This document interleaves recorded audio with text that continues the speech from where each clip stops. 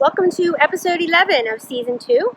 We are here in Camp Golf, which is in Destin, Florida, yes. on the Gulf. So we're on the other side. And this is the first day it hasn't really been pouring down rain. It has been raining here about since Wednesday, and not just raining, but like pouring. So this week's video is going to be a little bit different. Yes.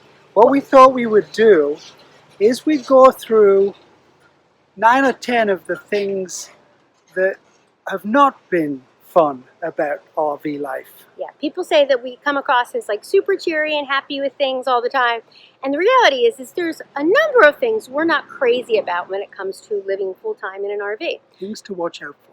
Things to think about if you're an RVer and there's other RVers around you. So hopefully these are just our opinions, but we hope that it might be helpful to someone, or at least make somebody think, and also show you that there is a dark side to RVing. So enjoy Empty Nest Nomads. Ow. So the week didn't start out terribly well. Dr. Russell did it now. We actually had a little accident. So that's kind of what started us out on this idea of the dark side. So our first thing to think about, or a disadvantage to the RV life, is that you can't just pull into a gas station to get gas. We are 43 feet, and with the truck probably about 70. So we have to go to a truck stop and get in line with all the 18-wheelers to get gas. So something to think about. So one of the things that can happen when you pull in to pick up gas, diesel in this case, is you may be behind an 18-wheeler, and as happened to us a few days ago, the 18-wheeler decides they're going to reverse without looking, and reverses right into you. So what should you do? We learned the hard way of what you should be doing and what you should not be doing.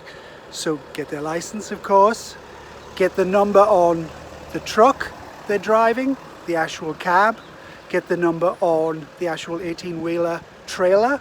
There's 2 separate numbers, their license plate, their insurance, all of those things, and file a police report. They should not be taking off before the police get there, as happened in our case. So one of the things that's sort of an issue is it's not like living in a house when it comes to wattage. So one of the things when you buy the RV or the fifth wheel is that they tell you it's just like being in a house. But then you come to realize that if you have on the air conditioning, or at least 2 of the air conditioning units, you can't then use the blow dryer. Or if you have on the dryer, you can't use a blow dryer then either. So just kind of some little idiosyncrasies that take some getting used to. So sometimes you think you buy something because it'll be really fun to have like a cool piece of technology with your RV.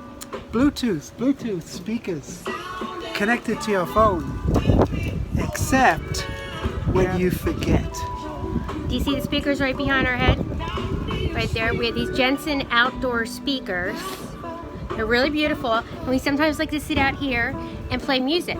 And then you walk indoors and you forget that you're connected, and you turn your phone on, you put something really loud maybe, and very high volume.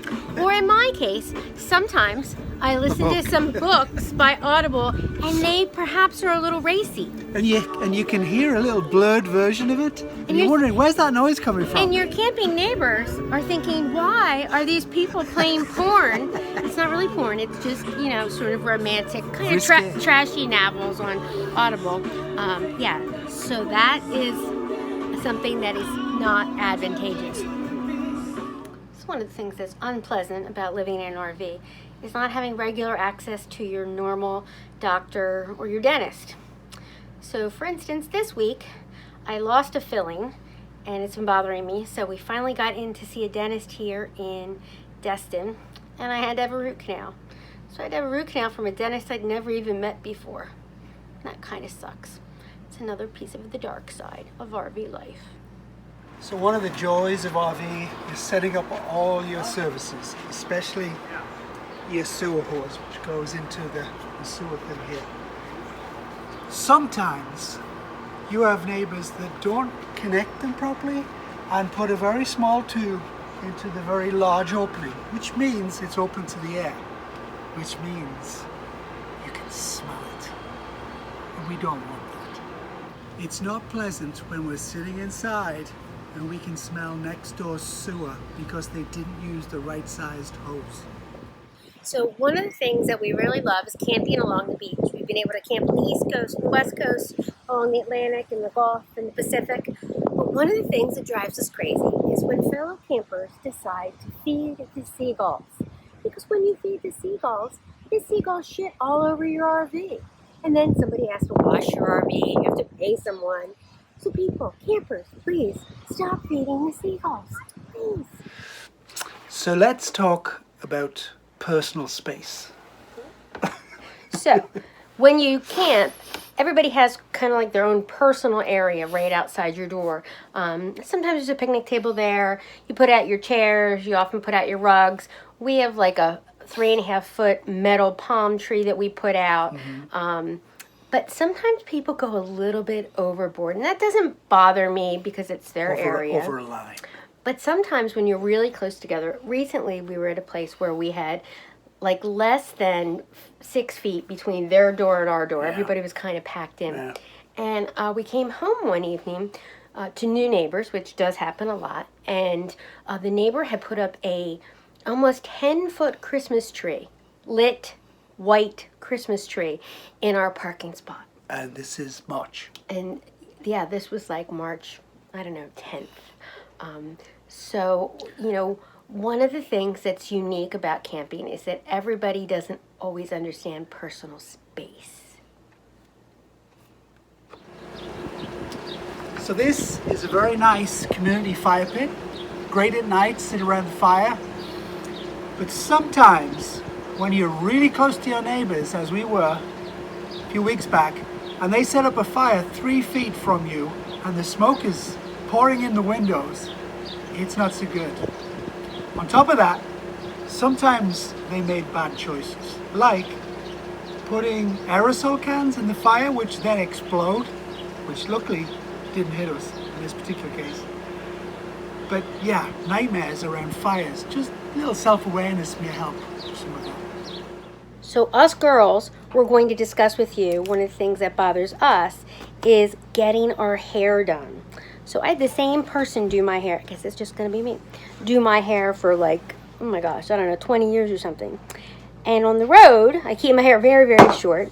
And one of the reasons, not just because we're on the beach and it's always wet and we're always doing something, that I try and keep it short is to try and make it simple to style, but also so that it seems easier to cut.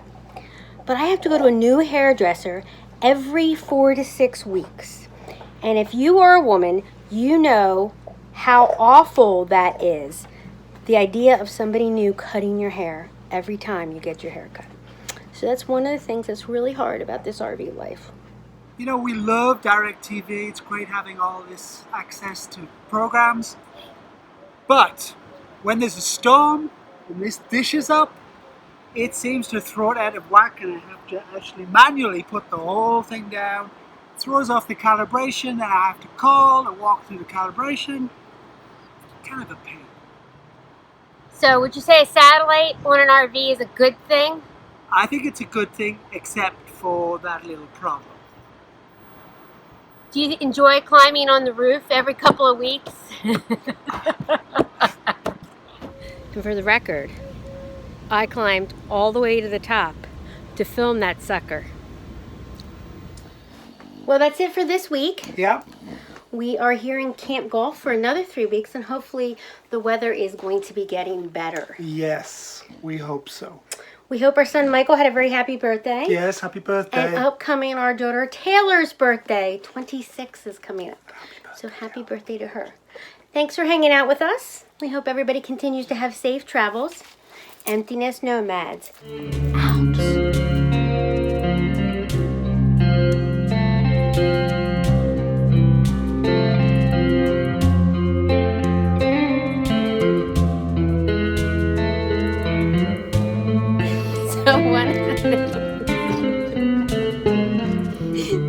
out. Let's talk about personal space.